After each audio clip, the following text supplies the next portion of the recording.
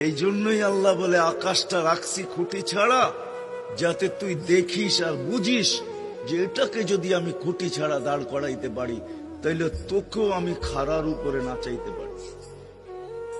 তোর বাবা দরকার ছিল বিশাল সূর্যটাকে যদি আমি মহাশূন্যের ভিতরে শূন্যের ভিতরে রাইখা যদি আমি এটাকে ঘন্টায় 6 লক্ষ কিলোমিটার বেগে যদি দৌড়াইতে পারি, যেটা তোদের দুনিয়ার থেকে 13 লক্ষ গুণ বড়, আমি আল্লাহ যদি এটা পারি, তাহলে তোর মতো 3.5 একটা মানুষ, 6 ফিট 6.5 ফিটের একটা মানুষকেও আমি বাধ্য করতে পারি।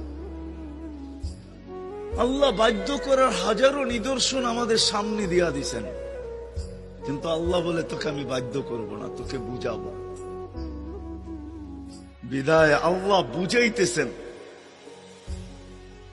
বুঝাইতেছেন আমাদেরকে। বিদায় কথা যেখানে শুরু ওইখানে আবার যেতেছি, যাতে বুঝে আসে। দুনিয়াতে যে পা রাখছে জানো যাবে না, সেই কথা মাইনা নিবে না কোনোদিন যে আমি চিরদিন এখানে থাকবো।